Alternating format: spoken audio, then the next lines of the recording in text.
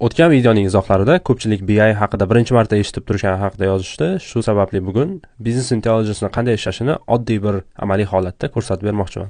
O'zimizning kompaniyalarda ma'lumotlar asosan Excel da saqlanadi va bu juda ham normal holat. Qachonki qatorlar soni millionlardan oshib ketsa, Excel o'z funksiyasini bajara olmay qoladi. Aynan shu paytda biz Business Intelligence ni instrumentlaridan foydalanishimizga to'g'ri keladi. Misol uchun ushbu jadval Yevropada sotilgan avtomobillar haqida ma'lumot beradi. Tasavvur qiling, ushbu raqamlar millionlardan oshib ketdi. Ya'ni Yevropada bir oy davomida 3 million dona avtomobil sotildi. Siz bu hisob-kitoblarni Excelda qila olmaysiz. Shu sababli ushbu ma'lumotlar Data Warehouse ga yuklanadi va endi ma'lumotlar bilan ishlash juda ham osonlashadi.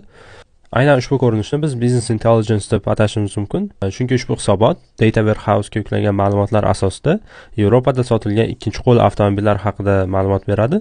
Ushbu reportning har bir qismi ma'lum bir darajadagi ma'lumotlarni berishga moslashtirilgan. Misol uchun ushbu qismdan biz ayni bir turdagi avtomobillarni tanlashimiz mumkin. Bizga har doimgidek Chevrolet qiziq, shu sababli Chevrolet tanlaymiz.